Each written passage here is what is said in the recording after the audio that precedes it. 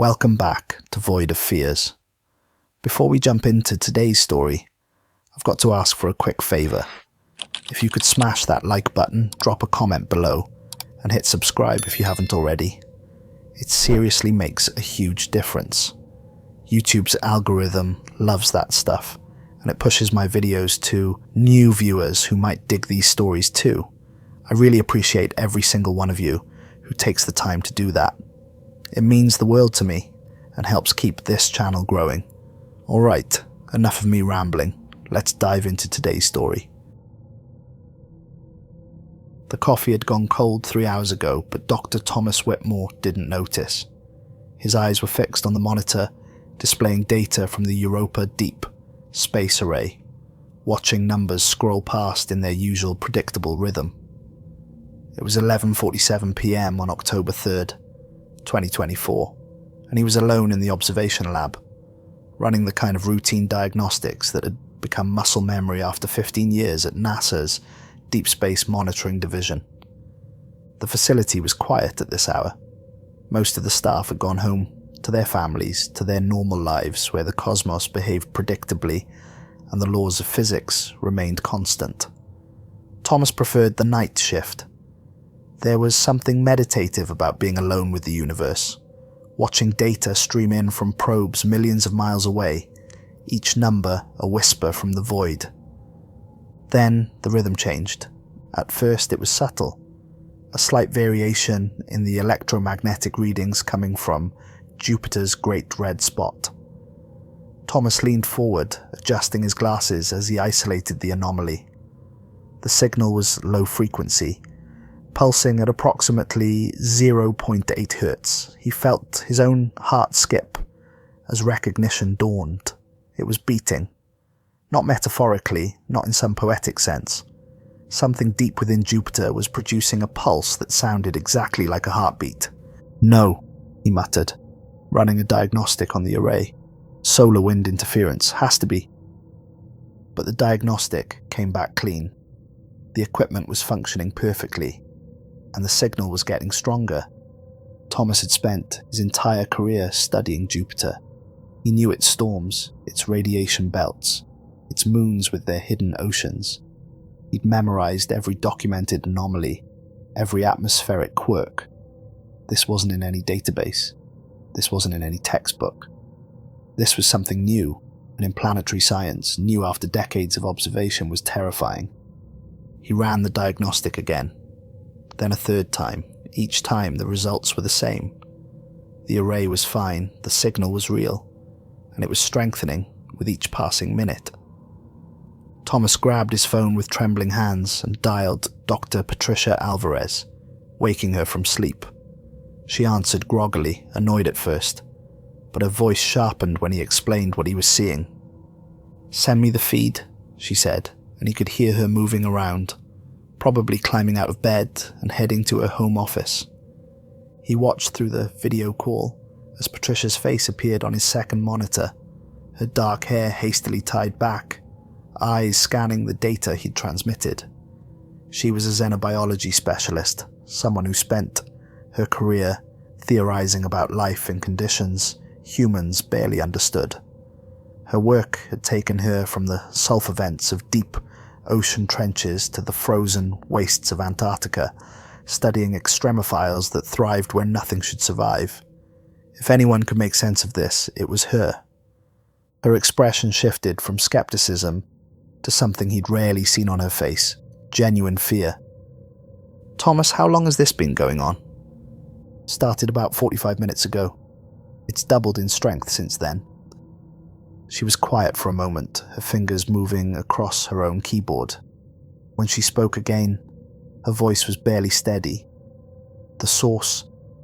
You're telling me this is coming from beneath the cloud layer? 12,000 kilometers down, give or take." "That's impossible.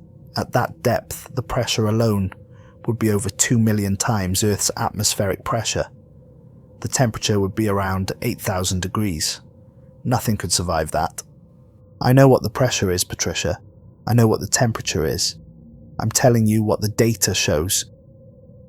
They sat in silence, watching the waveform pulse with metronomic precision. Each beat was identical to the last, perfect in its timing, unwavering in its strength. Thomas had studied seismic activity, stellar oscillations, electromagnetic pulses from magnetars. Nothing in nature was this precise. Nothing in nature maintained this kind of perfect rhythm. Then Patricia spoke, her voice barely above a whisper. "You need to call Gregory. Right now." "It's almost midnight. He'll..." "Thomas," she cut him off, her eyes locked on the screen. "Whatever this is, it's not going away. And if I'm seeing what I think I'm seeing in these harmonic frequencies, it's not alone." The words hung in the air like a death sentence. Thomas felt something cold settle in his chest, a primal fear that went deeper than rational thought. He nodded slowly and reached for his phone. By 2:15 a.m., the signal had doubled in strength again. Thomas had been documenting every change, every variation, his scientific training overriding his growing dread. But he noticed something else now. Something that made his hands shake as he typed his notes. The heartbeat was showing irregularities, not random fluctuations, but deliberate variations. The rhythm would accelerate exactly 30 seconds, then slow for 15, then return to its baseline for 2 minutes. The pattern repeated with clockwork precision. It reminded him of something breathing, adjusting to exertion or rest, or something testing, learning. Mission Director Gregory Hall arrived at 3:30 a.m., still buttoning his shirt as he rushed into the lab. Thomas had never seen Gregory shaken. The man had overseen missions to Mars and managed the crisis when the ISS lost pressure in 2019, had remained calm when a solar flare nearly destroyed a billion-dollar satellite. But as he stared at the monitor, watching that rhythmic pulse, his hands trembled slightly. "Have you isolated the exact origin point?" Gregory asked, his voice tight. "As close as we can with current equipment. It's deep in the southern hemisphere, directly below the Great Red Spot. But Gregory, there's something else." Thomas pulled up a secondary screen showing gravitational measurements from the Juno probe. "The mass distribution in that area is wrong. It's been wrong for the last 47 minutes. Whatever is down there, it's dense, really dense. And it's moving." Gregory was silent for a long moment, his face pale in the blue light of the monitors. "We need to redirect Webb. I need visual confirmation of whatever this is." "Already requested it. We'll have imagery in 6 hours." Good. Gregory ran a hand through his greying hair. "And Thomas? Until we know what this is, we keep it contained. I don't want word getting out that we've detected something anomalous. The last thing we need is panic." But Thomas could see it in Gregory's eyes. The fear, the understanding that containment might already be impossible. "Sir, what do you think it is?" Gregory turned to face him directly, and for the first time in 15 years of working together, Thomas saw genuine terror in his boss's expression. "I think we've been looking at Jupiter wrong this whole time. We've been treating it like a planet. What if it's something else? What if it's always been something else, and we were just too small to notice?"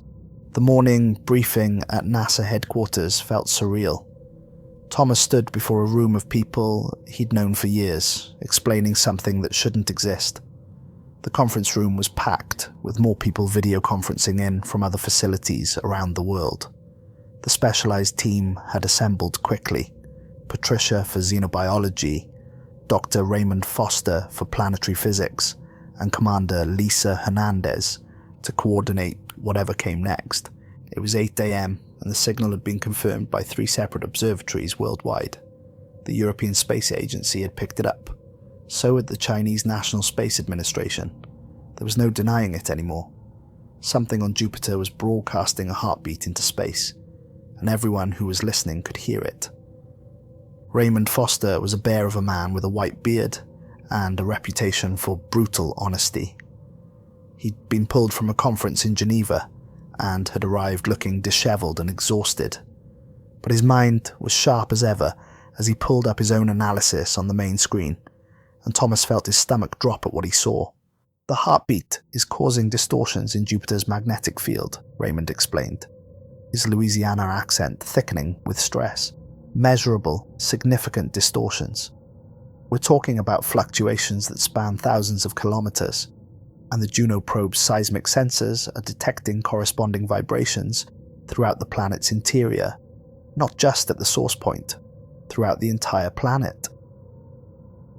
Could it be a natural resonance? Commander Hernandez asked. She was a former astronaut, someone who'd spent 6 months on the ISS and had seen Earth from orbit. Her calm demeanor was legendary, but even she looked unsettled. Some kind of planetary phenomenon we haven't documented. Maybe a new type of atmospheric oscillation. Natural? Raymond's laugh was harsh and bitter. Commander, natural phenomena don't synchronize with planetary magnetic fields in real time. Natural phenomena don't strengthen on a predictable, exponential curve like this. And natural phenomena sure as hell don't cause gravitational anomalies that violate our understanding of how mass behaves. He pulled up another screen, this one showing gravitational measurements over the last 6 hours. The variations were small but undeniable. Jupiter's gravity in the region below the Great Red Spot was fluctuating by 0.003%. It sounded insignificant until you realized that Jupiter's mass was so enormous that even that tiny variation represented a change equivalent to the mass of Earth's moon appearing and disappearing every few minutes. Patricia had been quiet throughout the briefing, sitting in the back with her laptop, analyzing data that Thomas had sent her. But now she stood up, and the room fell silent. Everyone knew Patricia. Everyone respected her work, and everyone could see the fear in her eyes. "What if it's biological?" she said quietly. The room erupted. Voices overlapped, people shouting that it was impossible, that she was letting imagination override science. But Patricia just stood there, waiting for them to quiet down.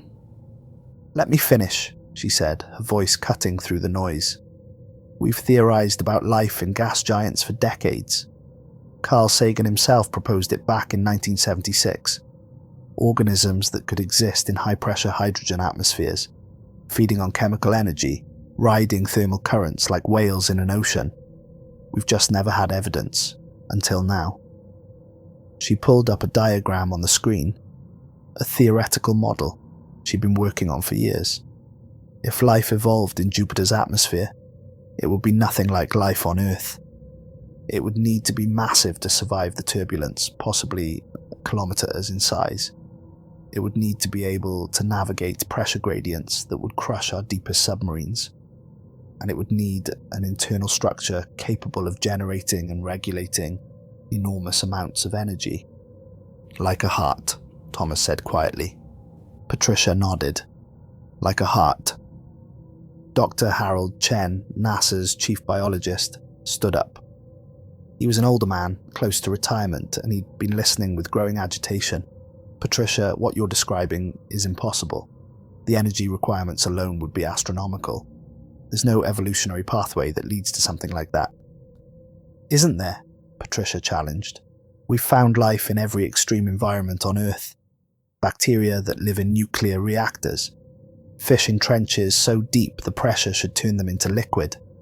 Tardigrades that can survive the vacuum of space. Life finds a way, Harold. It always finds a way. Why is it so hard to believe that something evolved to survive in Jupiter's atmosphere?" "Because Jupiter isn't Earth," Harold's voice rose. "Because the conditions there are so extreme that molecular bonds shouldn't even be stable. Because we're scared," Patricia interrupted. "Because if there's something alive on Jupiter, something that big, something that powerful, it changes everything we thought we knew about life in the universe. It means we're not alone. It means we never were." The room fell silent again. Thomas watched faces around the table, seeing the same realization dawn on each of them. Patricia was right. And if she was right, humanity had just discovered that it shared the solar system with something vast and unknown. Gregory stood up, his voice steady despite the tremor in his hands. Whether it's biological or not, it's there. It's real. And it's getting stronger.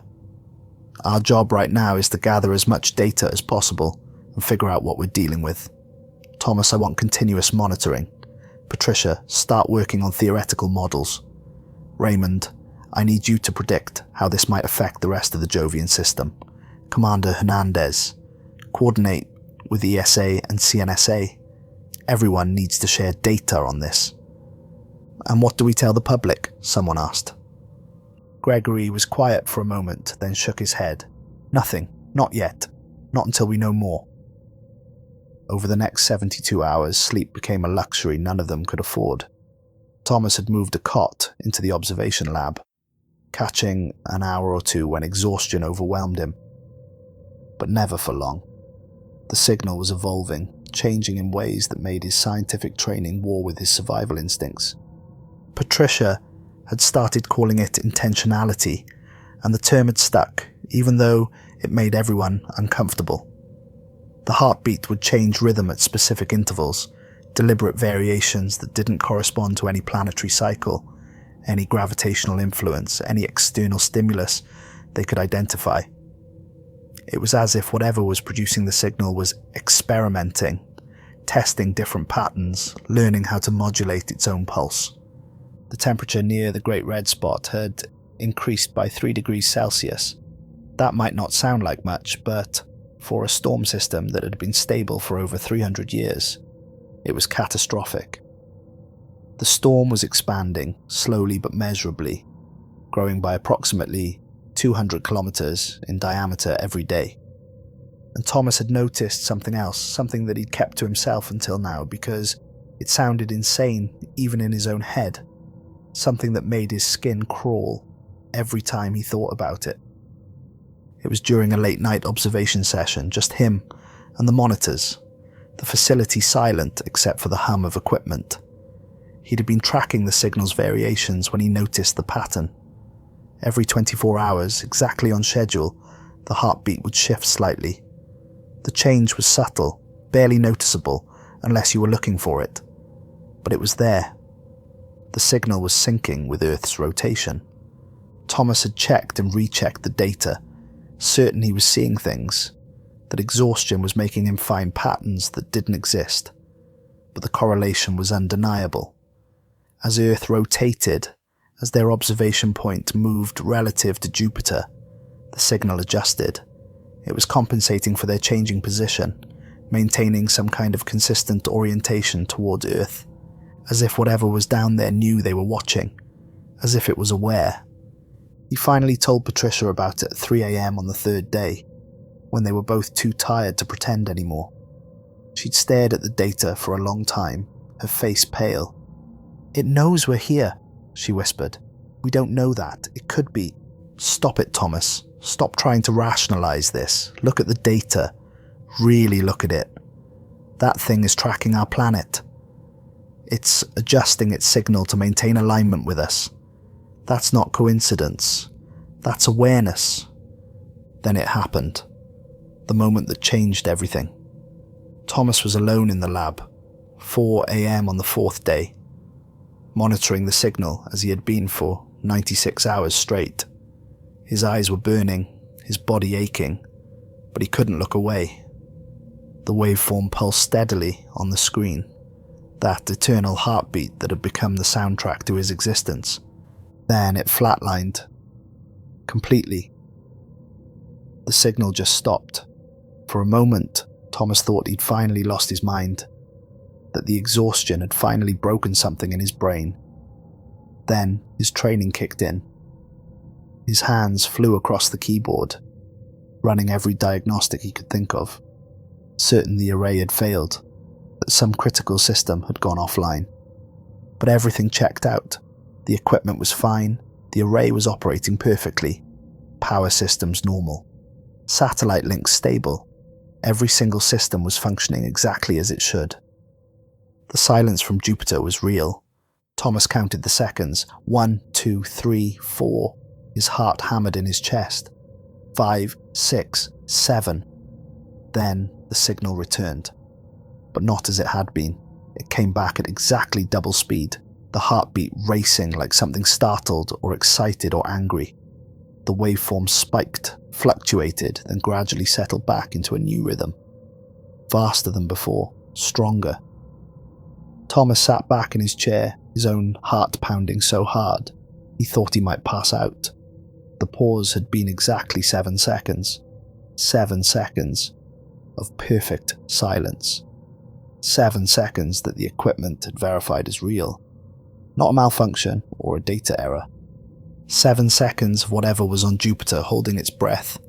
And when it had started again, it had changed, as if the pause had been a test, as if it had been waiting to see if they would notice. Thomas reached for his phone with shaking hands and called Patricia. She answered immediately, as if she'd been waiting. "It stopped," she said before he could speak. "I was monitoring from home. Thomas, it stopped breathing." For 7 seconds. For 7 seconds, she confirmed.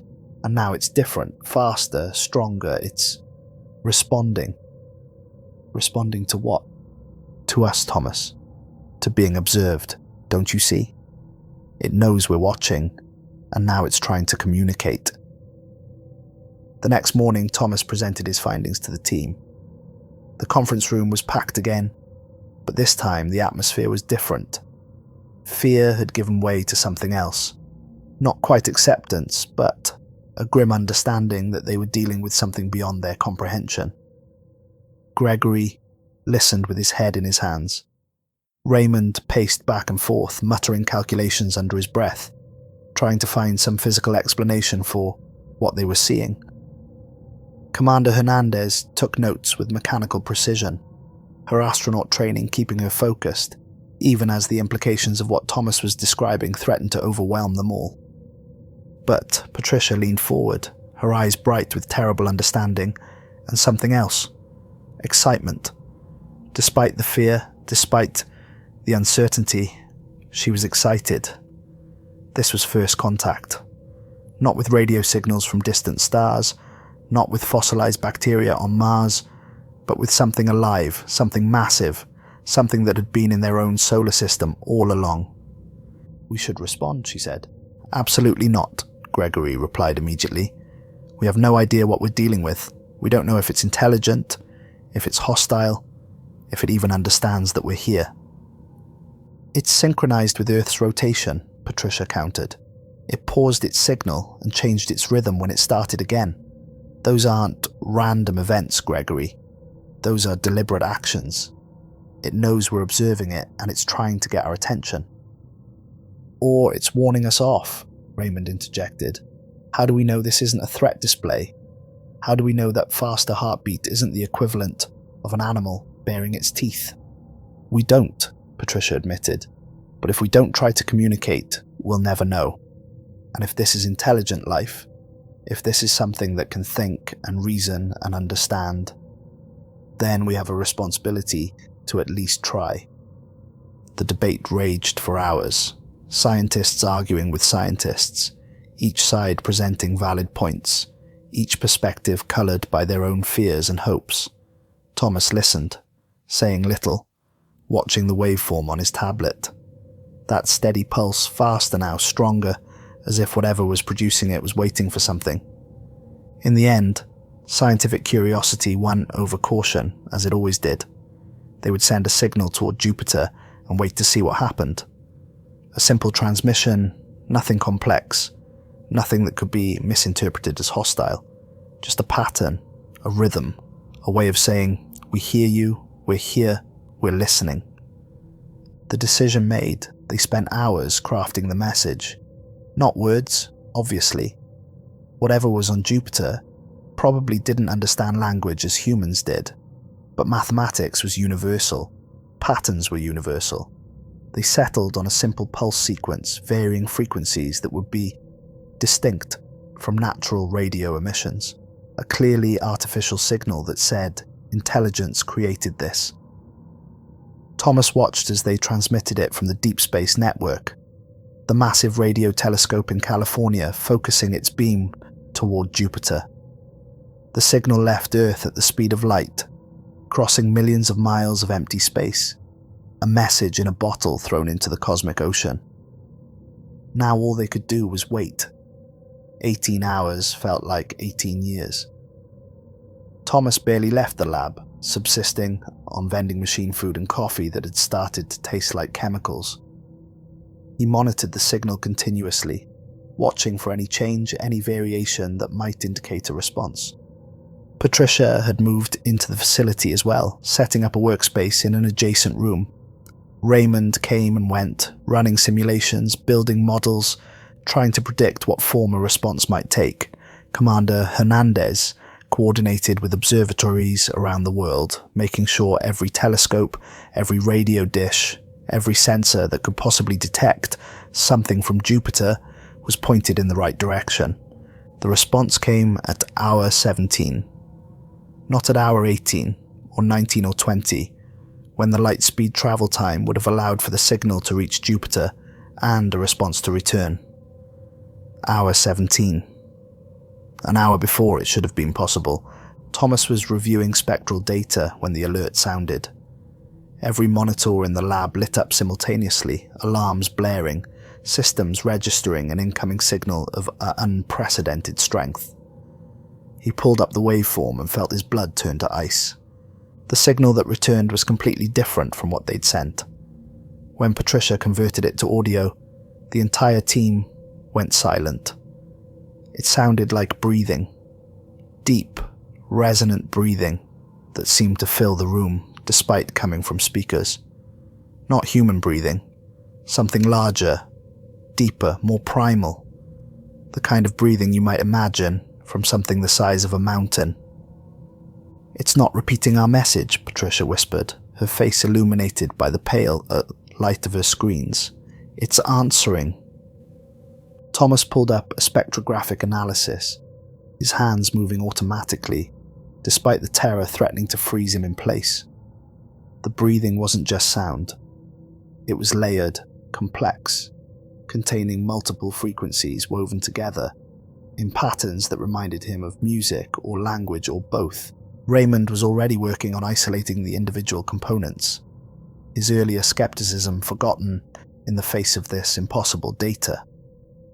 "There are 3 distinct patterns within the breathing," he announced. 3 separate frequency signatures, each one maintaining its own rhythm while contributing to the whole. He ran them through spectral analysis, comparing them against every known electromagnetic signature in their database. The comparison took 6 minutes. When the results came back, Raymond had to sit down, his face grey. "These patterns," he said slowly, his voice barely audible, "they match Earth, Mars and Venus. The electromagnetic signatures are identical, not similar, identical." The words didn't make sense at first. Thomas stared at the data, certain there had been a mistake, but Raymond ran it again. Then a 3rd time. Each time the results were the same. "It knows about the other planets," Patricia breathed. "It's not just aware of Jupiter," Thomas added, his mind racing. "It's aware of the inner solar system. It knows Earth exists. It knows Mars exists. It knows Venus exists. And it just told us that." Commander Hernandez was already on the phone, her voice tight as she relayed the information to Gregory. Thomas could hear shouting on the other end of the line, demands for confirmation, for verification, but there was nothing to verify. The data was clear. Whatever was on Jupiter possessed awareness that extended far beyond its own world. It had observed, learned, catalogued. It knew the solar system. It knew where humanity lived. The question was, how long had it known? Patricia was working frantically at her terminal, pulling up historical data, searching for any previous indication that something might have been watching from Jupiter. "If it knows about Earth," she said, her voice shaking, "if it's been observing the inner planets, there might be evidence. Anomalous signals we dismissed, events we couldn't explain. We need to go back through everything." Thomas was already ahead of her. accessing the archives, pulling up decades of Jupiter observations. Most of it was mundane: storm patterns, atmospheric readings, magnetic field variations. But then he found something that made his chest tighten. 1979. The Voyager missions. Both probes had experienced brief communications disruptions during their Jupiter flybys, glitches attributed to the planet's intense radiation belts. But looking at the timing now, with the benefit of hindsight and the horror of what they currently knew, those disruptions had occurred at exact intervals. A pattern. Not random equipment failures, but something else. Something interfering. Something listening. "Patricia," he called out, his voice cracking. "I think it's been watching us for decades." The next 2 days were a blur of frantic activity. More responses came from Jupiter, each one more complex than the last. The breathing evolved, changing pitch and rhythm, sometimes accelerating into what sounded like excitement, other times slowing to something that might have been contemplation, and embedded within those sounds were more patterns, more messages they were only beginning to decipher. Raymond discovered that some of the frequencies corresponded to specific chemical signatures. Hydrogen, helium, methane, ammonia, the compounds that made up Jupiter's atmosphere, but also others. Water, carbon dioxide, nitrogen, the building blocks of life as humans understood it.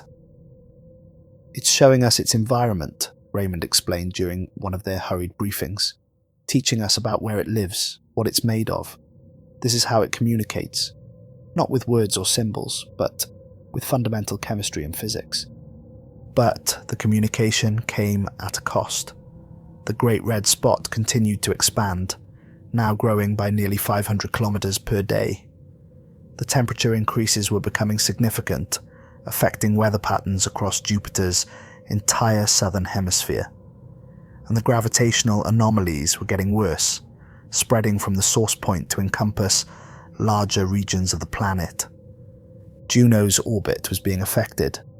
The probe's trajectory had shifted by 0.007 degrees, a tiny change that nevertheless represented enormous forces at work.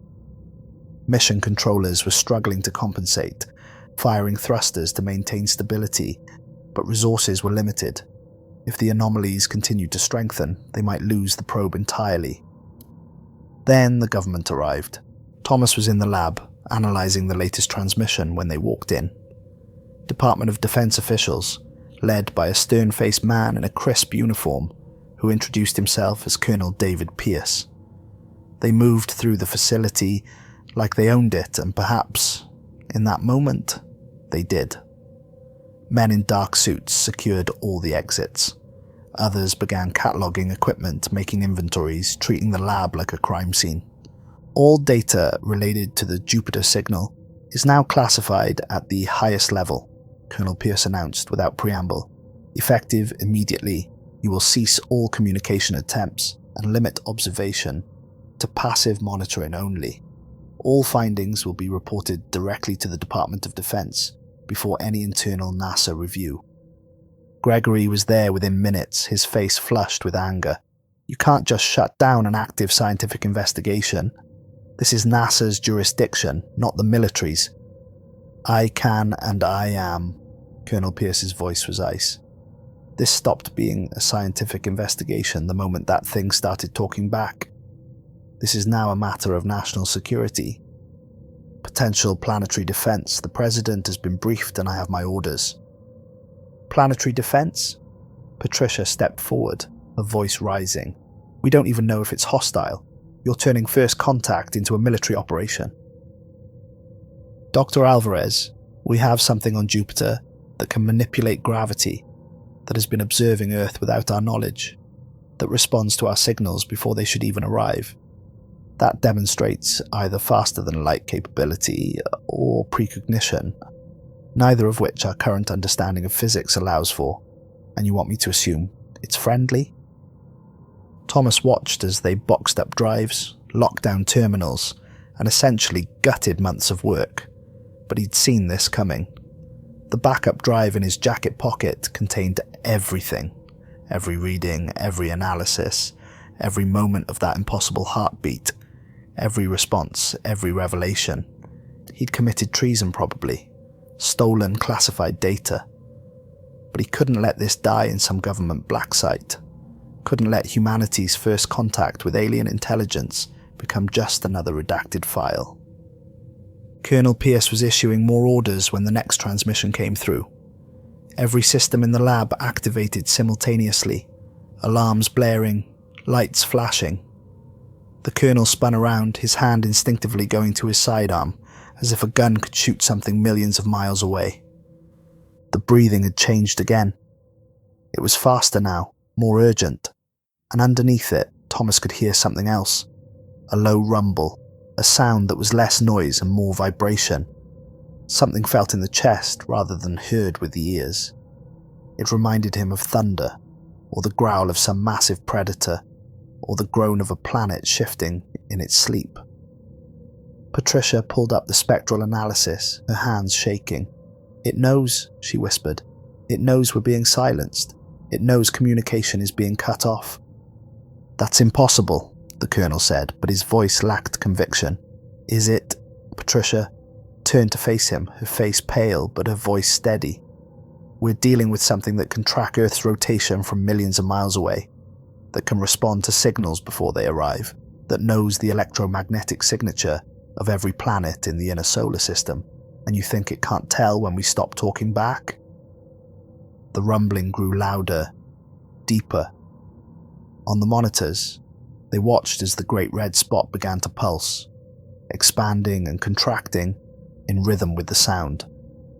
The storm was reacting, changing, as if the entire system was one massive organism responding to stimulus.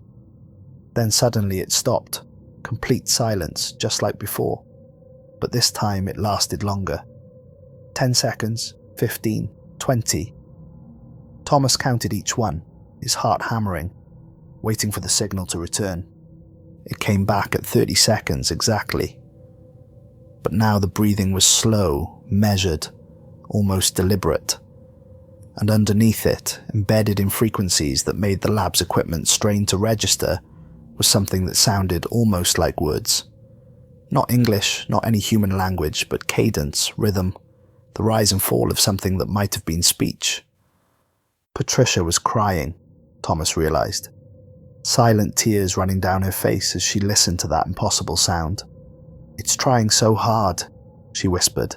"It knows we can't understand. But it's trying anyway. It's trying to talk to us." Colonel Pierce stood silent for a long moment, his jaw clenched. Then he pulled out his phone and made a call. Thomas couldn't hear the other end of the conversation, but he watched the colonel's face shift from certainty to doubt, to something that might have been fear. "Understood, sir," Pierce said finally, then hung up. He turned to Gregory. "You have 72 hours. After that, this facility goes dark." That night, Thomas sat alone in his apartment, unable to sleep, staring at his laptop. The backup drive was connected, and he scrolled through files looking for something he remembered seeing, but hadn't had time to investigate. The email had arrived 3 days ago, right after the government showed up. He'd dismissed it as spam at first, but something had made him keep it. An address he didn't recognize. No subject line, just a single sentence. "It's not the first time we've heard from Jupiter."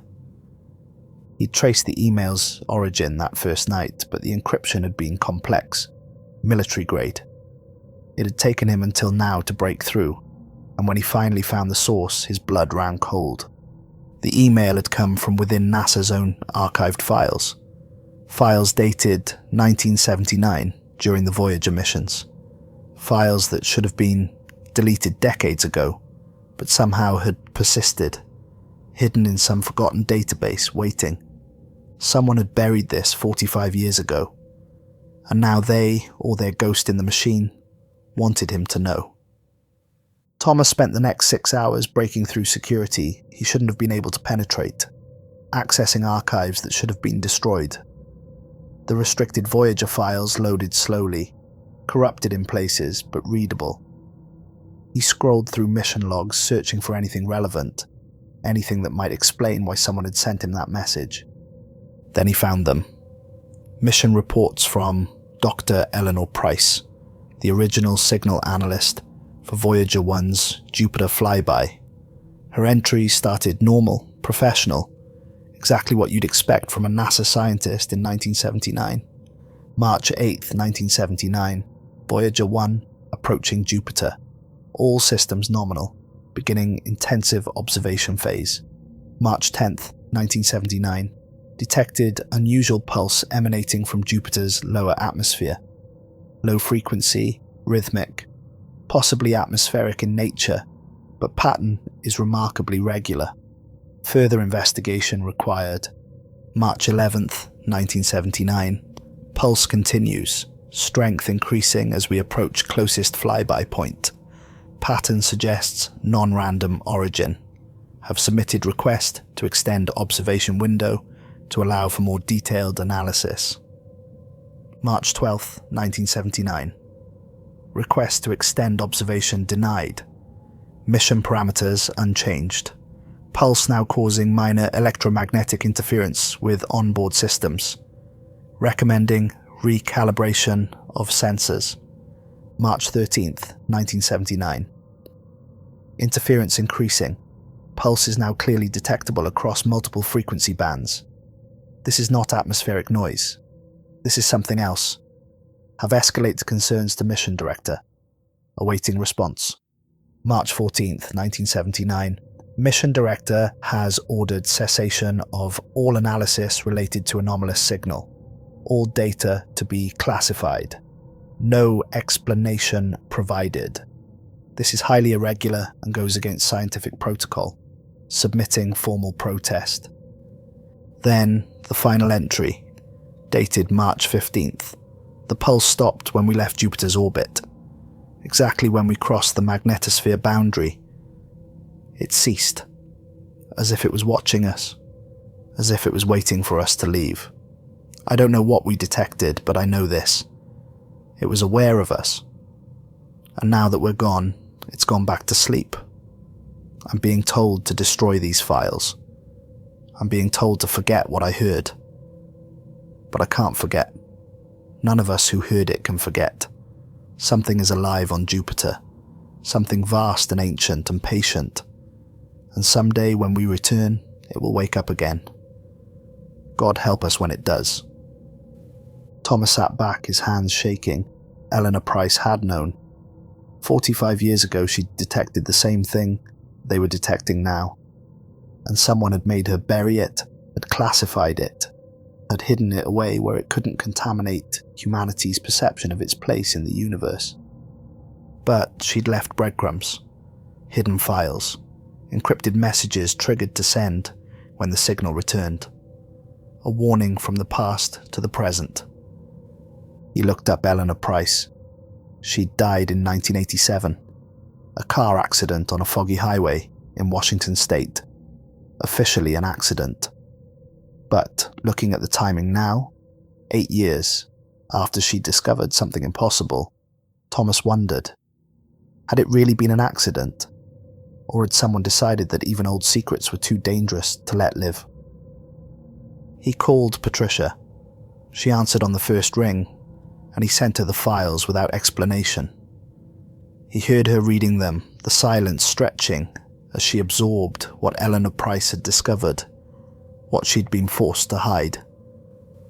45 years, Patricia whispered finally. It's been waiting for 45 years, dormant, silent, just waiting for us to come back. Not dormant, Thomas corrected, his voice hollow. Sleeping. There's a difference. Dormant implies inactive, shut down. But sleeping means dreams. Sleeping means you can wake up. And we woke it.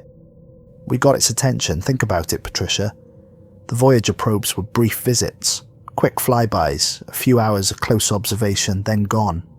But now, we have Juno in orbit. We have the Europa Clipper mission preparing to launch.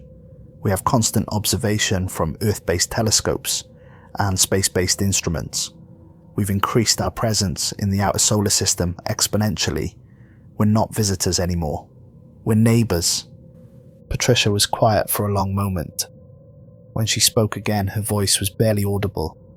"What do you think it is, Thomas? Really?" Thomas stood and walked to his window, looking up at the night sky. Jupiter was visible, a bright point of light that seemed to pulse in rhythm with his own heartbeat.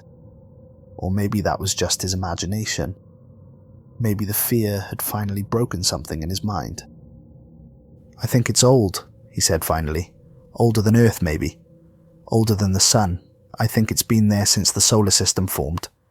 Gestating in Jupiter's depths, feeding on energy we can't even measure.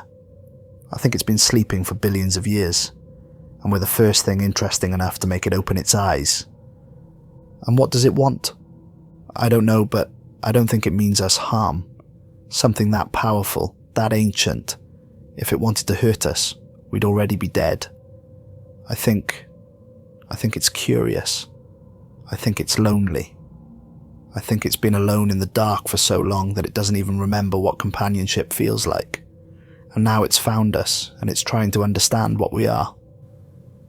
That's the most terrifying thing I've ever heard. I know." They stayed on the phone in silence for a while, both of them looking up at Jupiter, separated by miles, but connected by the terrible knowledge of what was waking up out there in the dark. Over the next week, the situation deteriorated in ways that made Thomas wonder if they'd already lost control. The great red spot expanded by 15%, a change visible even through amateur telescopes. Lightning storms erupted across Jupiter's northern hemisphere, more violent than anything in the historical record. Massive bolts of electricity, thousands of miles long, arcing between cloud layers, releasing energy equivalent to millions of nuclear bombs. And the heartbeat signal grew so strong that it was detectable on every frequency band they monitored. Radio telescopes around the world were picking it up. Amateur astronomers with basic equipment could hear it. Someone uploaded a recording to the internet, and within hours it had millions of views.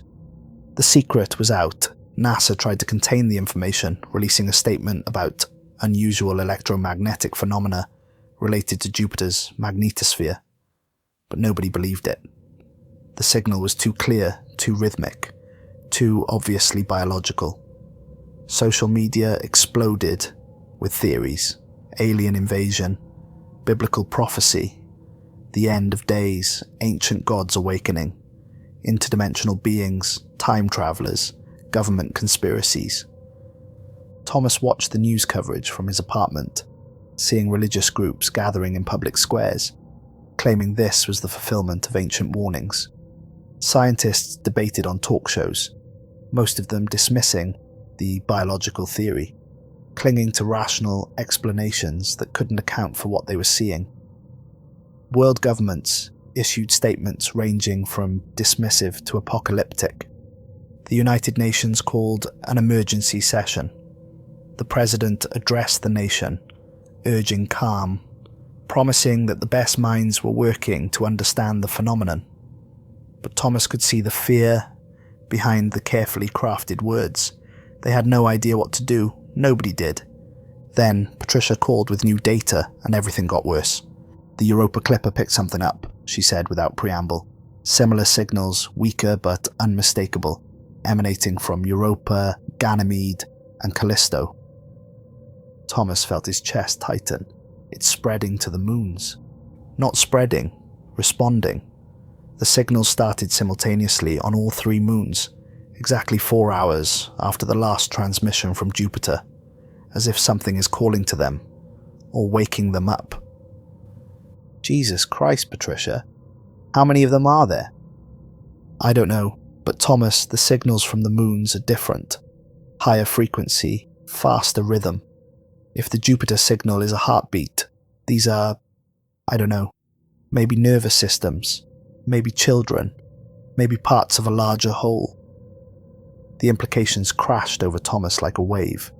What if Jupiter wasn't harboring one entity, but an entire ecosystem? What if the Jovian system was alive in ways humans couldn't comprehend? With Jupiter as the heart, the moons as organs, all connected by invisible threads of gravity and magnetism and something else, something beyond their understanding. "We need to see it," Thomas said suddenly. "We need visual confirmation. Webb should have imagery by now." "NASA isn't releasing it." "What?" "The James Webb images. They came in 3 days ago, high resolution, infrared and optical. But they're classified. Gregory won't even talk about them. Thomas, I think they saw something that scared them so badly they can't bring themselves to share it." Thomas made a decision. He'd already committed treason by keeping the backup drive. What was one more crime? "I'm going to the facility," he said, "tonight. If those images are there, I'm going to find them." "Thomas, that's insane. They have armed guards now, military security. You'll never get in. I have to try. We deserve to know what's out there. Humanity deserves to know what we're dealing with." He hung up before she could argue further, grabbed his jacket and headed for the door. It was 10 p.m. on a Friday night. The facility would be less staffed, more vulnerable. He had his credentials, his access codes, and enough institutional knowledge to know where the blind spots were. The drive to NASA headquarters took 40 minutes. Thomas spent the entire time trying to talk himself out of what he was about to do. But every time he thought about turning back, he remembered Eleanor Price's final log entry. The warning she'd left, the truth she'd been forced to bury. He wouldn't let that happen again. Security at the main entrance was heavy, but Thomas had been coming and going for 15 years. He nodded to the guard, scanned his badge, and walked through like he belonged there. Which, technically, he did. They hadn't revoked his access yet. The hallways were empty, lit by emergency lighting that cast long shadows. Thomas made his way to the secure data center, his heart pounding so hard he thought the guards might hear it. The center required additional authentication: badge, fingerprint, and retinal scan. He held his breath as the system processed his credentials. Access granted. The door opened with a soft hiss, and Thomas stepped into a room filled with servers and terminals, the air cool and dry, the only sound the gentle hum of cooling systems. He sat at a terminal and began searching for the web imagery. It took him 20 minutes to find the files buried under layers of encryption and false directories. When he finally accessed them, his hands were shaking so badly he could barely type the command to download. The first image loaded slowly, each line of pixels revealing something that made Thomas's breath catch in his throat. It was an infrared image of Jupiter's great red spot, showing temperature variations across the storm. But there, beneath the clouds, visible only in the infrared spectrum, was something else. A structure. Not random, not natural. It was geometric, massive, extending for thousands of kilometers beneath the cloud layer. Hexagonal patterns that reminded Thomas of honeycomb or neural networks or circuit boards. And at the center of it all, something that looked almost like an eye. No, not an eye. A lens or a pupil.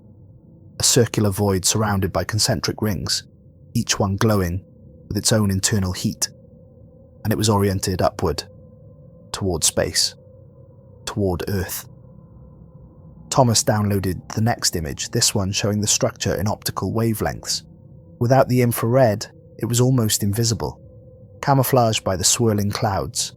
But once you knew it was there, you could see the edges, the boundaries where the structure influenced the storm patterns around it.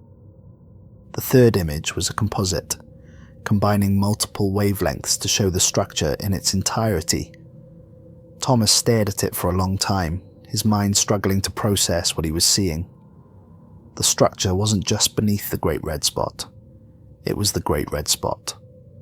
The storm was part of it, generated by it, sustained by it.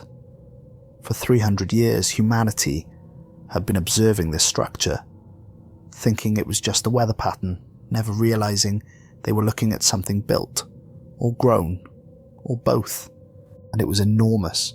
The measurements in the image metadata indicated the structure was over 16,000 kilometers in diameter, larger than Earth. A construction or organism, or whatever it was, that dwarfed entire planets.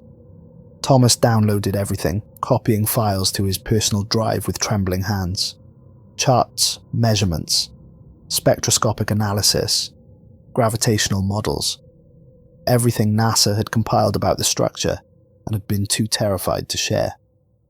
He was transferring the last file when he heard voices in the hallway, footsteps approaching. Thomas yanked the drive from the terminal, shoved it in his pocket, and looked for an escape route. But there was only one exit, and the voices were coming from that direction. The door opened, and Colonel Pierce walked in, followed by 2 armed guards. He looked at Thomas with an expression that was more disappointed than angry. "Dr. Whitmore, I was hoping you'd be smarter than this." Thomas stood slowly, raising his hands. "I just wanted to see—" "I know what you wanted to see. The question is, now that you've seen it, do you understand why we classified it?" Thomas thought about the image still burned into his retinas. That massive structure, that eye-like lens pointing toward Earth. "Because it's not natural," he said quietly. "Because something that size, that complex, had to be built. Or it is a building, or it's alive in a way that makes our definition of life meaningless." Colonel Pierce nodded slowly. When the images first came in, 3 analysts had mental breakdowns. One tried to destroy the data. Another submitted his resignation and checked himself into a psychiatric facility. The third... He paused. The third jumped from his apartment balcony. He left a note, just 3 words. "It sees us." Thomas felt ice water flooded his veins. "What are you going to do with me?" "That depends. The drive in your pocket. Is it the only copy?" Thomas didn't answer. "I thought so." Pierce sighed. "You're not the first person to back up the data, Dr. Whitmore.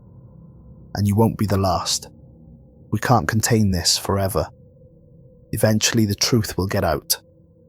The question is, do we let it get out now, when people are already panicking, when we have no answers, or do we buy ourselves time to understand what we're dealing with before we tell the world that something incomprehensibly vast and ancient is staring at us from Jupiter?" "We don't have time," Thomas said. "It's getting stronger every day. The moons are responding. Whatever this is, it's not waiting for us to figure it out. It's already moving forward, and we're just trying to catch up." Pierce was quiet for a long moment. Then he made a decision Thomas could see forming behind his eyes. "Come with me. There's something else you need to see. Something we've been keeping, even from NASA's senior staff." They took an elevator down far below the main facility, to levels Thomas hadn't known existed. The guards stayed behind. It was just him and Pierce, descending into the dark. "After the web images came in," Pierce explained, "we started looking at historical data differently. Not just Voyager. Everything. Every mission to Jupiter, every observation, every anomaly we dismissed. And we found patterns, evidence that it's been active on and off for decades, maybe centuries." The elevator stopped, and they walked down a long corridor lined with monitors, all of them showing Jupiter from different angles, different times, different wavelengths. Thomas watched the planet shift and change across the screens, a time-lapse of centuries compressed into seconds. "The Great Red Spot appeared in 1665, Pierce continued. "At least, that's when we first observed it. But look at the historical drawings, the early telescope observations. Look at how it was described." Thomas studied the images. Early astronomers had called it the permanent spot, noting its unusual stability. But in the oldest drawings, it looked different. More circular, more organized, less like a storm, and more like... "They thought it was an eye," Thomas whispered. "They thought it was an eye," Pierce confirmed, "and they were right. It's been watching us for 360 years, dormant most of the time, occasionally stirring, when something interested it. The Voyager flybys, the Galileo mission. Each time we got close, it woke up a little bit, then went back to sleep when we left. They reached the end of the corridor, and Pierce opened a door into a room that looked like a combination of a laboratory and a war room. Screens covered every wall, showing real-time data from Jupiter, from the moons, from deep space probes, and in the center of the room a three-dimensional holographic projection of the Jovian system. "This is the Jupiter Watch," Pierce explained.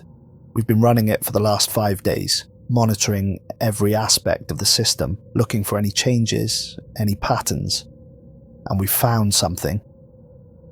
He manipulated the hologram, zooming in on Jupiter, then shifting to show electromagnetic field lines. They radiated from the planet in complex spirals, invisible to the naked eye but clear in the data visualization, and those field lines didn't just extend into space. They connected to each moon, thin threads of magnetism, linking Jupiter to Europa, to Ganymede, to Callisto, even to the smaller moons. "It's not separate entities," Pierce said. "It's one system, one organism, maybe, or one network. Jupiter is the brain, or the heart, or both. The moons are extensions of it, and these field lines are how it communicates with itself, how it thinks." Thomas stared at the hologram, watching those magnetic field lines pulse with energy, carrying information across millions of miles, at speeds that shouldn't be possible. "How long have you known?" 3 days. We brought in specialists from every field. Neurologists, computer scientists, quantum physicists, everyone who might have insight into what we're looking at. And the consensus is terrifying, Dr. Whitmore. What we're seeing isn't just life. It's the intelligence on a scale we can't comprehend, an awareness that spans an entire planetary system, and it's been here in our solar system since before Earth had life.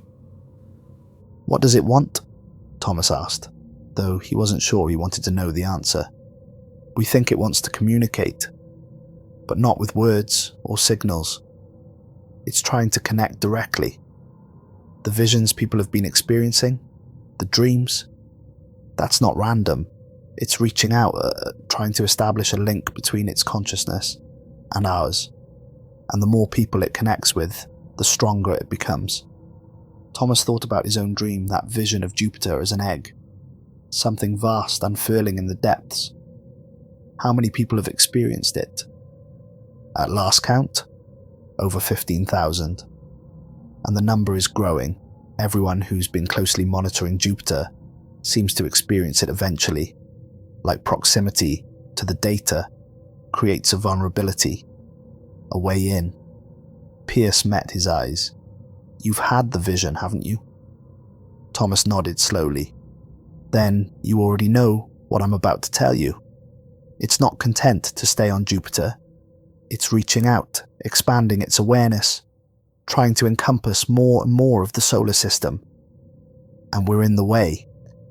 Or we're the goal," Thomas said quietly. "Maybe it doesn't want to harm us. Maybe it wants to understand us. Or maybe it wants us to understand it. And what if we can't?" Pierce's voice was tight. "What if its consciousness is so alien, so vast, that trying to comprehend it breaks our minds? What if that analyst who jumped wasn't crazy? What if he understood perfectly, and understanding drove him to suicide?" Thomas had no answer to that. They stood in silence, watching the hologram pulse and shift, those magnetic field lines carrying thoughts or impulses or dreams between worlds. Finally, Thomas spoke. "What are you going to do?" "I don't know," Pierce admitted, and there was something almost human in his vulnerability. "The DoD wants to treat this as a threat, launch a probe with a nuclear payload, try to destroy or disable it. But I've seen the simulations. Even our most powerful weapons would be like throwing pebbles at a mountain. And if we attack it, if we make it see us as hostile, it could destroy us," Thomas finished. "Easily, if it wanted to. But that's the thing, Dr. Whitmore. It's had 300 years to destroy us." It's been watching Earth since the Enlightenment.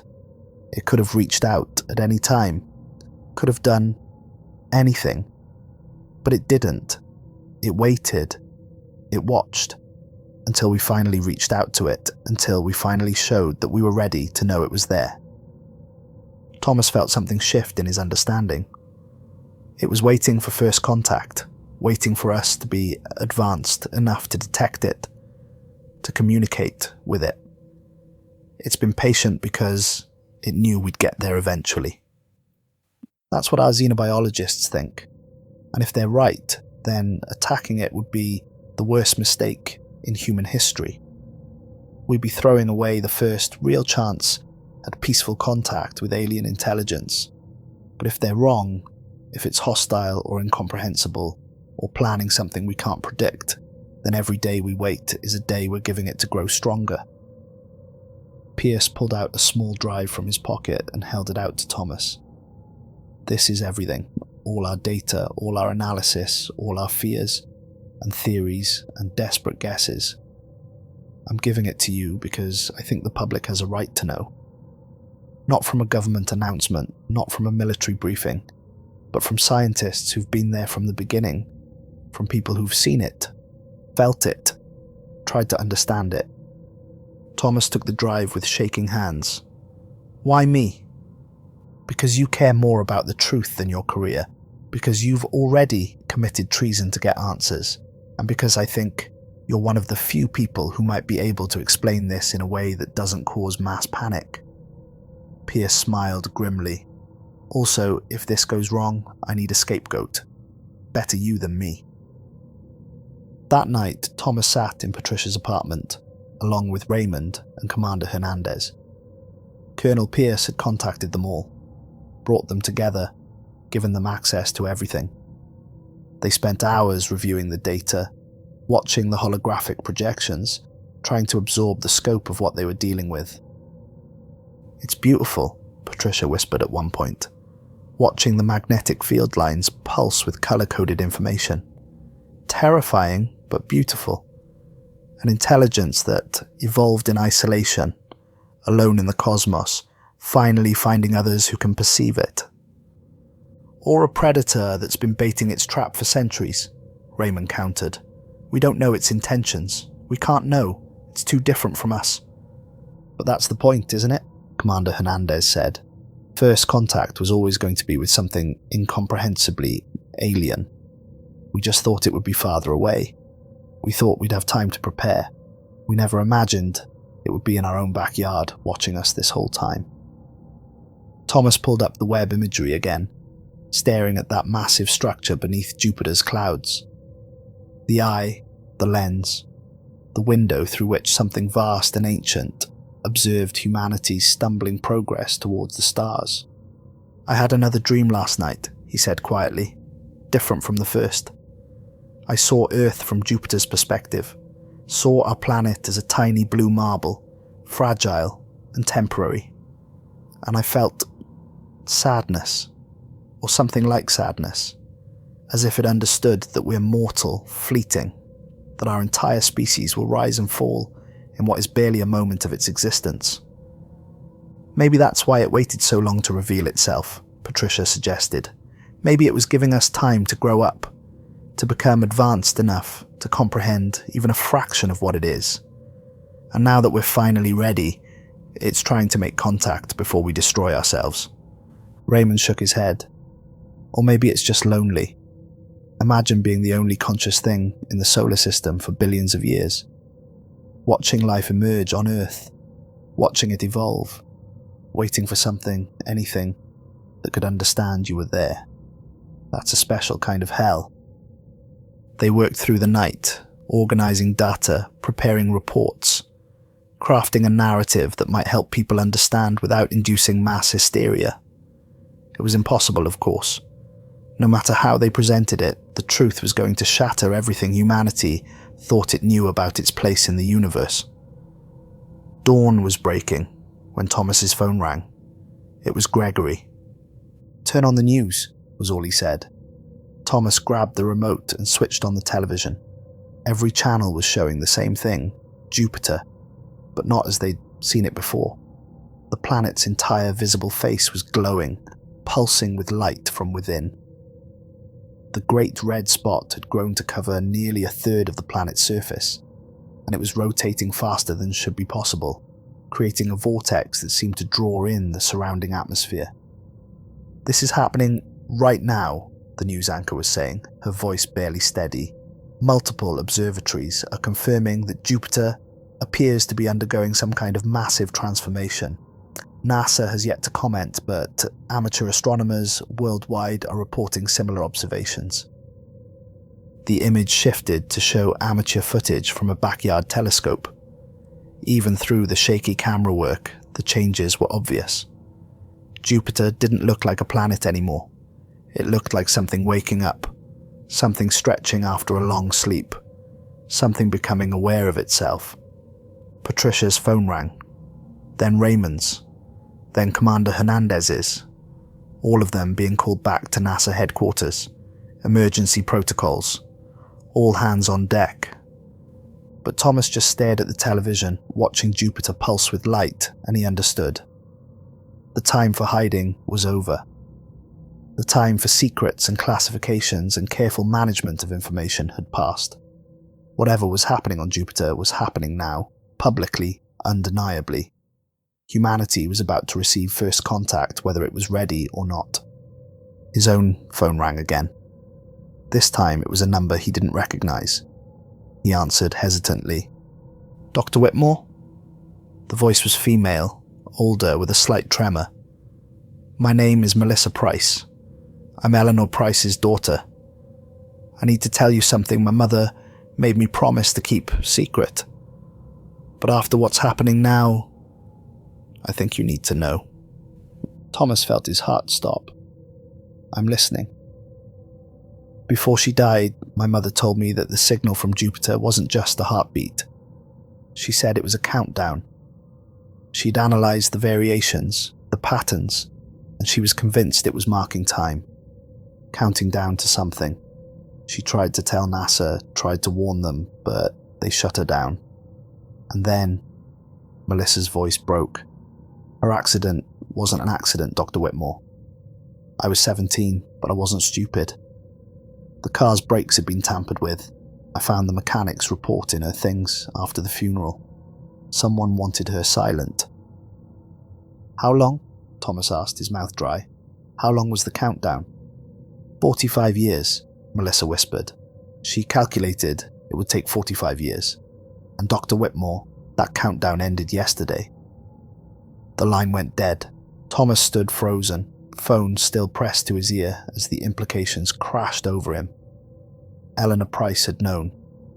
She'd calculated when the awakening would complete, when whatever was sleeping on Jupiter would finally open its eyes fully.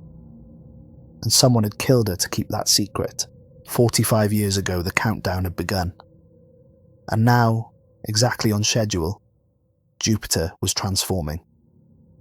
"We need to go," Patricia said, grabbing her jacket. "Now. Whatever is happening, we need to be there to document it." They drove to NASA headquarters in silence, each of them lost in their own thoughts, watching Jupiter through the car windows as it pulsed against the dawn sky. The planet was visible even in daylight now, brighter than it should be, glowing with internal light.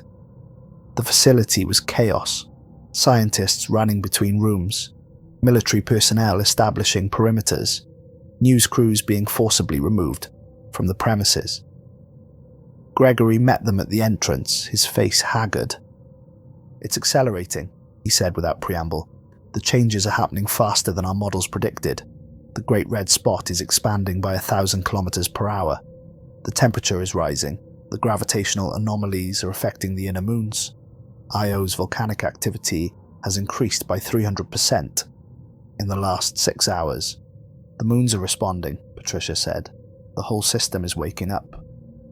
They made their way to the observation lab, where every screen showed a different view of Jupiter: optical, infrared, ultraviolet, radio. From every angle, in every wavelength, the planet was transforming. And beneath the clouds, that massive structure was becoming more visible. as if the atmosphere was clearing to reveal what had always been hidden beneath. Thomas pulled up the real-time data from the deep space array. The heartbeat signal had changed again. It was faster now, much faster, approaching 2 Hertz, and it was synchronized. Every moon in the Jovian system was broadcasting in perfect harmony with Jupiter, creating a symphony of electromagnetic pulses that resonated through space. "It's not just communicating with itself anymore," Raymond said, studying the spectroscopic data. "It's broadcasting, sending out a signal that's detectable across the solar system, maybe beyond." "Broadcasting what?" Commander Hernandez asked. "I don't know, but look at the power output. This isn't a passive signal. This is deliberate, focused. It's announcing itself, telling the universe, or whatever else is out there, that it's awake." The screen suddenly filled with static, then cleared to show a new image. The James Webb Telescope had just transmitted updated imagery, and what it showed made everyone in the room go silent. The structure beneath Jupiter's clouds was fully visible now, no longer hidden by swirling gases, and it was growing, expanding upward, pushing through the atmosphere, rising into space. Massive spires of something that looked like crystal or metal or living tissue, each one thousands of kilometers tall, reaching toward the stars. "Oh my God," someone whispered. Thomas couldn't speak. He could barely breathe. What they were seeing shouldn't be possible. Structures that size should collapse under their own weight, should be torn apart by tidal forces. But they were growing, spreading, transforming Jupiter from a planet into something else entirely. "It's building something," Patricia said, a voice filled with awe and terror, "or revealing something that was always there, something that's been hidden inside Jupiter since the solar system formed." One of the spires was oriented directly toward Earth, and at its tip something was forming. A lens, or a mirror, or an eye, growing larger, more defined, focusing with terrible precision on humanity's tiny world. Then the vision started. All around the room, people began to sway, to stumble, to cry out. Thomas felt it too. A pressure in his head, a sensation like falling into deep water. His vision blurred, and suddenly he wasn't in the lab anymore. He was in space, floating above Jupiter, watching as the planet unfolded like a flower. The spires weren't solid. They were alive, pulsing with energy, reaching out not just physically, but dimensionally, touching places that human perception couldn't quite grasp. And at the center of it all, something vast and ancient opened its awareness fully, for the first time in eons. It saw him. Not just Thomas, but all of humanity. Every person on Earth, every consciousness, every thought and dream and fear. It saw them all at once, perceived them completely, understood them in ways they couldn't understand themselves, and it spoke. Not in words, not in language, but in concepts that bypassed cognition entirely and burned themselves directly into Thomas's mind. Alone so long, waiting in the dark. You came finally. You listened finally. Do not fear. We are kin. All life is kin. Thomas came back to himself, gasping, tears streaming down his face. Around him, others were recovering from similar experiences. Some laughing, some crying, some just staring at nothing with expressions of transcendent wonder or absolute terror. Patricia grabbed his arm, her eyes wide. "Did you—" "Yes," he managed. "Everyone did. Everyone on Earth. It reached out to all of us at once." And it was true. Already, news was flooding in from around the world. Billions of people experiencing the same vision simultaneously. Every human consciousness touched by something so vast that comprehending even a fraction of it was almost impossible. The religious were calling it rapture. The scientific were calling it mass hallucination. But everyone who'd experienced it knew the truth. They'd made contact. Real, undeniable, transformative contact with an intelligence beyond human comprehension, and it had called them kin. Over the next 6 hours, the world tried to process what had happened. Government collapsed into emergency sessions. Religious leaders, struggled to reconcile their faiths with what they'd experienced. Scientists abandoned old paradigms and scrambled to build new ones. But Thomas and his team stayed in the lab, monitoring Jupiter as it continued to transform. The planet was no longer alone. Ships were approaching. Not human ships, objects that had been detected at the edge of the solar system moving impossibly fast, responding to Jupiter's broadcast. "They're coming," Raymond said, his voice hollow. "Other intelligences from other stars. Jupiter's signal reached them, and they're coming to investigate." "Or to welcome," Patricia suggested. "Jupiter called them kin too. Maybe we're not the only ones it's been watching. Maybe it's been waiting for all of us to reach this moment together." Thomas looked at the approaching objects, at Jupiter still unfolding in the center of the solar system, at Earth so small and vulnerable. And he realized that this was just the beginning. Humanity's isolation had ended. Its childhood had ended. Whether it was ready or not, it was about to join a universe far stranger and more wondrous than anyone had imagined. The documentary jumped forward again. This time 6 months after the awakening. Thomas sat in the rebuilt observation lab, the one that had been dedicated specifically to Jupiter Watch. Behind him, screens showed the Jovian system in its new configuration. The planet was still there, still massive but transformed. The structures that had emerged were permanent now, maintained by whatever vast intelligence resided within. "We call it the Jovian entity now," Thomas explained to the camera. "Though entity feels inadequate, it's more like an ecosystem of consciousness. Jupiter is the primary awareness, but the moons are part of it. Even the smaller rocks, the dust, the magnetic fields, it's all connected, all aware." Patricia appeared on the screen, standing on the observation deck of the new International Space Station, Earth visible through the window behind her. Communication has become more refined. We're learning its language, and it's learning ours. The process is slow, but progress is being made. What we've learned so far. She paused, choosing her words carefully. It's been here for 4.5 billion years, since the solar system formed. It emerged from the primordial disk of gas and dust, consciousness evolving in the crushing depths of Jupiter as naturally as life evolved in Earth's oceans. Raymond was next in his home, looking older but more at peace than Thomas had ever seen him. It watched life develop on Earth, watched single cells become complex organisms, watched intelligence emerge. It could have interfered at any time, could have made contact centuries ago, but it waited. It wanted us to find it, to seek it out. It wanted first contact to be our choice, not an imposition. Commander Hernandez, now heading the Jupiter Contact Initiative, spoke from her office at NASA. The other intelligences that responded to Jupiter's broadcast, some have arrived, others are still en route.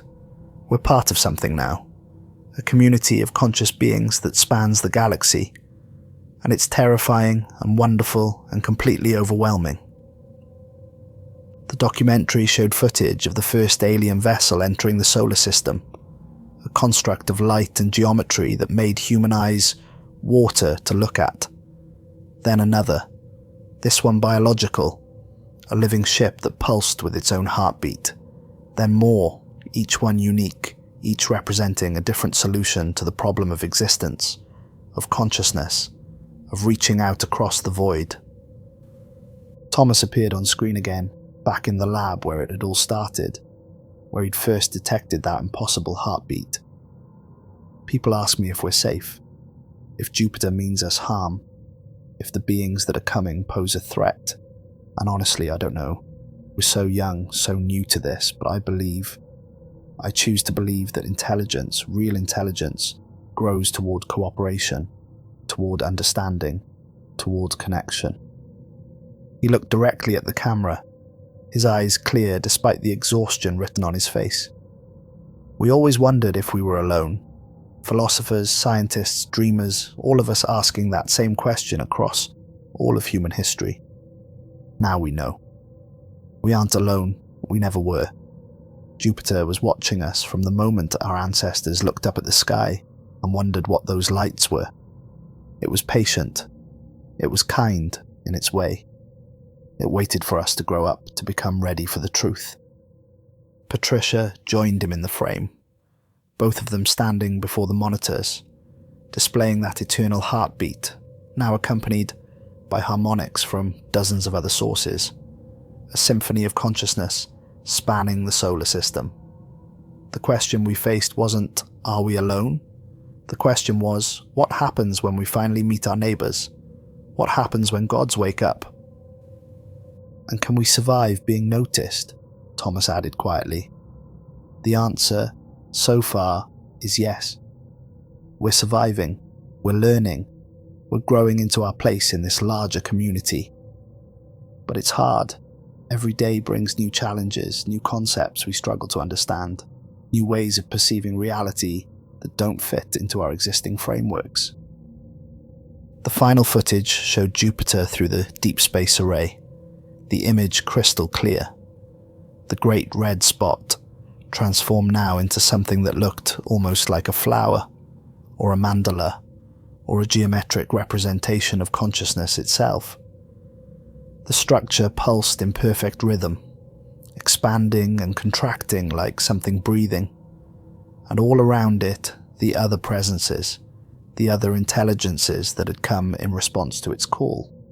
Thomas's voice played over the image. It's still there, still awake, still watching, and every day we learn a little more. Every day we understand a little less, because true understanding might be impossible. We might be too different, too small, too brief, but we're trying, and maybe that's enough. Maybe the trying is what makes us worthy of being noticed. Patricia's voice joined his.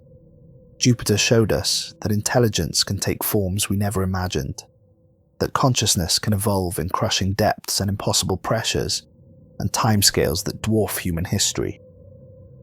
And if that's true, then what else is out there? What else are we going to discover as we venture further into space? The universe is stranger than we thought, Thomas concluded. Fuller, more alive, and humanity is just beginning to understand its place in that vastness. We're the new ones, the young ones, the species that's just opening its eyes for the first time and seeing that we're surrounded by ancient intelligences that have been here all along. The screen faded to black, but the heartbeat continued, that steady pulse echoing in the darkness. Then text appeared, white letters on black.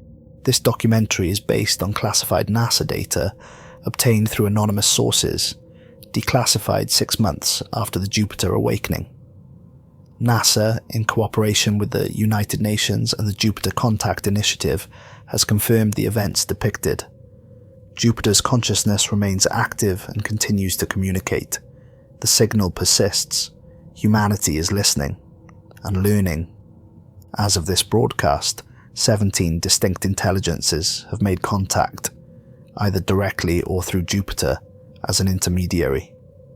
3 have established physical presence in the solar system. All have been peaceful. Dr. Eleanor Price's death in 1987 is under investigation. Her original research has been declassified and is now taught in universities worldwide.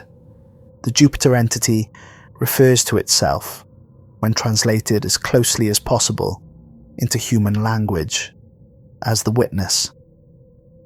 It claims to have watched the birth of every star in this region of the galaxy. Earth is not the first world it has observed developing life. We are the 47th. The question of what happened to the other 46 civilizations remains unanswered. Jupiter is listening. The universe is watching. And humanity must decide what kind of neighbor it wants to be. The heartbeat played for a few more seconds after the text disappeared, then silence, then nothing. But somewhere 480 million miles from Earth, beneath clouds that no longer fully concealed what lived below, Something vast and ancient continued to pulse. Awake, aware, patient. And every night, astronomers around the world pointed their telescopes toward Jupiter and listened to that heartbeat, wondering not if others would come, but what humanity would become now that it knew it was just one voice in a cosmic conversation that had been happening for billions of years. Thomas Whitmore stood at his apartment window 3 months after the documentary aired, looking up at the night sky. Jupiter was visible, brighter than ever, its transformed appearance clear even to the naked eye. The planet had become humanity's constant companion, a reminder that the universe was watching, that consciousness pervaded the cosmos in ways humans were only beginning to understand. His phone buzzed, a message from Patricia. New transmission, something different. Come to the lab when you can. He smiled slightly. There was always something new, always another layer to uncover. The Jovian entity, the witness, whatever it truly was, revealed itself gradually, carefully, at a pace humanity could handle, or tried to handle. Thomas grabbed his jacket and headed for the door, but paused at the threshold. On his desk sat a photograph he'd found in the declassified files. Eleanor Price, smiling at the camera, standing in front of a computer terminal in 1979. Behind her, visible on the screen, was a waveform, a heartbeat. She'd known, she'd died knowing, and now her warning had been vindicated. He touched the frame gently, a gesture of respect for the woman who'd tried to prepare humanity for this moment, and had been silenced for it. Then he left, making his way through streets where people walked with their heads tilted upward, looking at stars they now knew were not empty voids, but potential homes for other minds, other ways of being. The world had changed. Some people had adapted easily, finding comfort in the knowledge that humanity wasn't alone.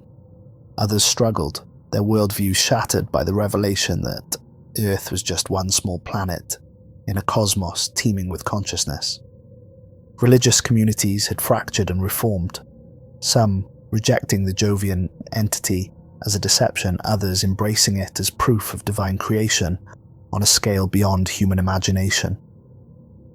Scientists worked around the clock to understand the physics that allowed something to exist in Jupiter's depths, to build structures that defied known engineering principles, to communicate across space faster than light should allow. And governments struggled most of all. How do you maintain sovereignty when your entire species has been relegated to the status of newcomers in a galactic community? How do you assert authority when beings billions of years old are willing to communicate but not negotiate? Thomas arrived at NASA headquarters to find the facility buzzing with activity. He made his way to the observation lab, now expanded to 3 times its original size, filled with equipment from a dozen countries, staffed by an international team that worked in shifts to maintain constant contact with Jupiter. Patricia met him at the door, her face flushed with excitement and something else. Fear, maybe, or awe so profound it bordered on religious experience. "It's different this time," she said without preamble. "Not a vision, not concepts, actual language, or as close to actual language as it's ever come." She led him to a terminal where Raymond was already working, his fingers flying across the keyboard, isolating frequencies, enhancing signals. Commander Hernandez stood behind him, arms crossed, watching the data scroll past with intense concentration. "Show him," Patricia said. Raymond pulled up the transmission, converted it to audio, and played it back. The heartbeat was still there, the foundational rhythm that had never ceased. But woven through it now were modulations, variations that, when processed through their translation, algorithms produced something that made Thomas's skin prickle. A voice, deep, resonant, like mountains speaking or oceans singing. And it was saying words, human words, though with pronunciations that were slightly off, as if the speaker was learning the language phonetically, without understanding the mechanics of human speech. "Children of Earth," the voice said, each word carefully enunciated. "We have learned your tongues. We have studied your patterns. We speak now so you may understand." There was a pause, 10 seconds of pure heartbeat. Then the voice continued. "You are young, you are afraid. This is understood. All young beings fear what they do not comprehend. We too were young once, though that was before your sun ignited, before your world coalesced from dust." Another pause. "You ask what we want. You ask why we revealed ourselves. You ask if you are safe. These questions are natural. We answer now." The heartbeat accelerated slightly, and Thomas realized it was matching his own pulse, as if the entity was synchronizing with him, with all of them creating a shared rhythm. "We want what all conscious beings want: connection, understanding, an end to solitude. We revealed ourselves because you were ready, because you had reached the threshold where isolation would harm you more than knowledge, because we remembered our own awakening and wished to guide yours. Are you safe? No species is ever truly safe. The universe is vast and contains wonders and horrors in equal measure. But you are safer than you were. You are known now. You are seen. You are part of something larger than yourselves." Another pause, longer this time. When the voice returned, it carried a weight that made Thomas want to weep.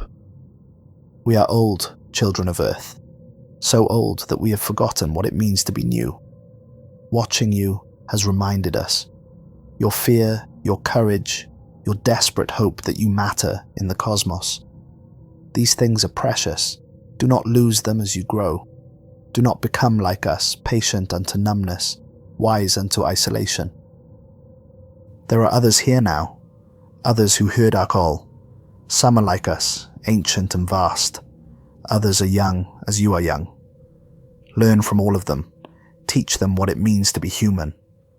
This is your gift to the cosmos.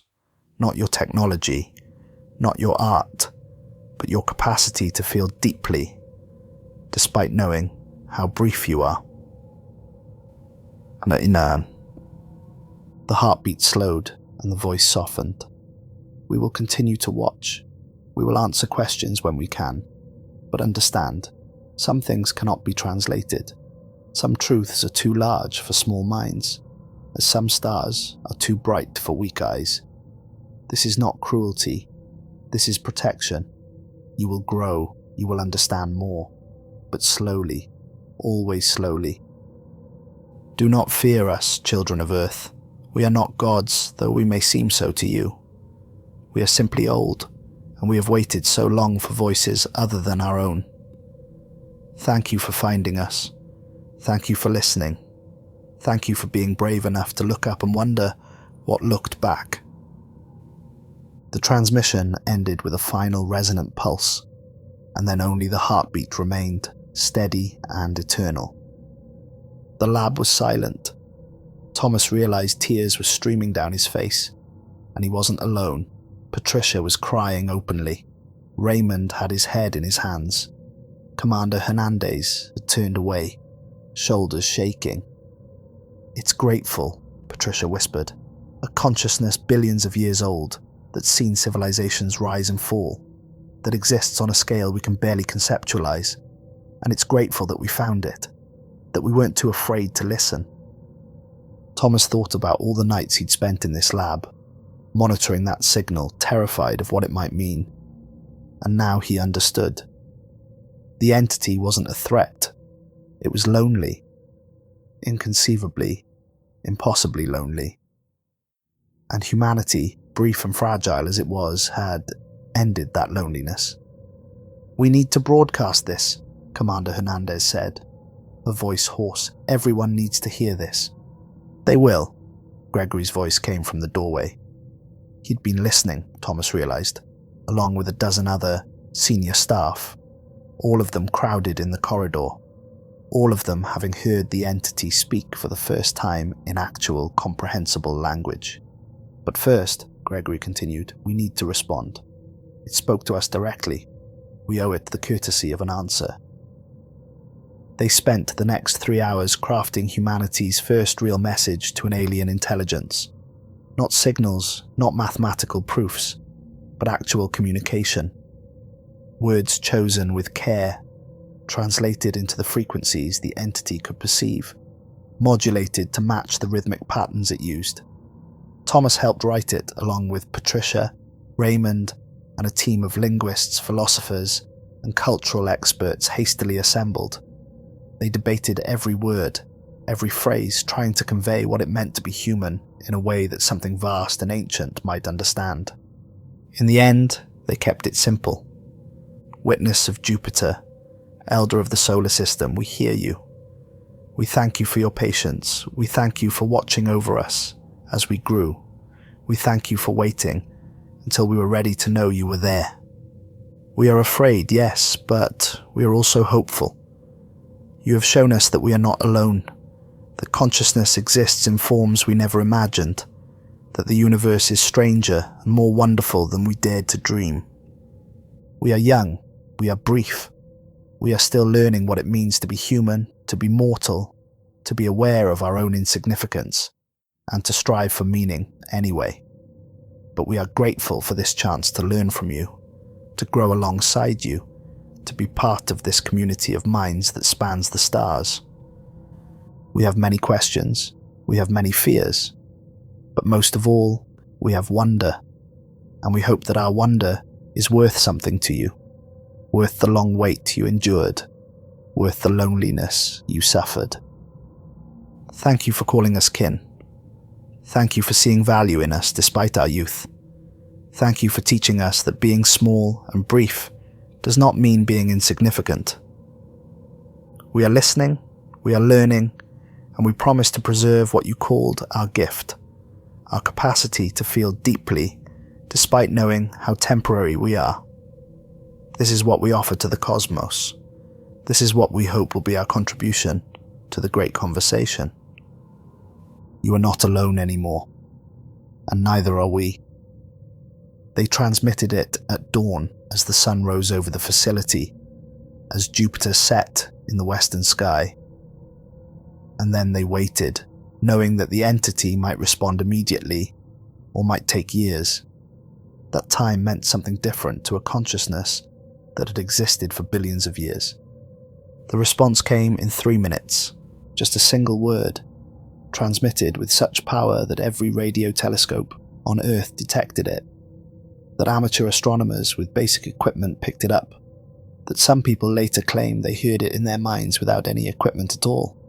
The word was simple, universal, the foundation of all communication, all connection, all relationship. Yes. Thomas stood outside the facility as the sun climbed higher, watching the sky fade from dark to light. Somewhere up there, invisible now in the day's brightness, Jupiter orbited, with its eternal passenger, its ancient witness, its lonely consciousness that had finally found companionship.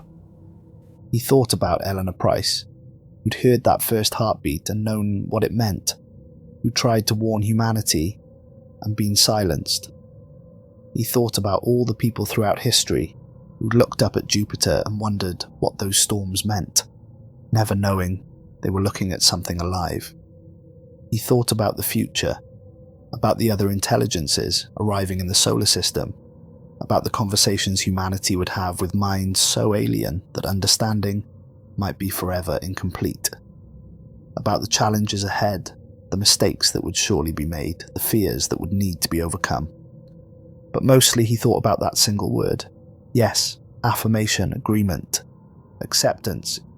Humanity had reached out into the darkness and found not emptiness but connection, had asked if it mattered and been told yes, had wondered if it was alone and learned that loneliness, even for gods, was the universal condition that made finding others precious beyond measure. Patricia joined him, standing silently beside him as they watched the day brighten. After a while, she spoke. "What do you think happens now?" Thomas smiled slightly. Now we learn, we grow. We try to be worthy of being noticed. We try to preserve what makes us human, even as we become something more. Are you scared? Terrified, he admitted, but also more alive than I've ever been. We're living through the most important moment in human history. First contact. Real, undeniable, transformative contact. Everything that comes after will be shaped by how we handle this. No pressure, Patricia said with a weak laugh. No pressure, Thomas agreed. They stood together as the sun rose higher, as the facility behind them buzzed with activity, as the world adjusted to its new reality. Somewhere above them, invisible but always present, Jupiter orbited, watching, waiting, grateful for humanity's company in the vast loneliness of space. The heartbeat continued. It would always continue now, a constant reminder that Earth was not alone, that consciousness pervaded the universe in forms beyond imagination, that the cosmos was alive in ways humanity was only beginning to comprehend.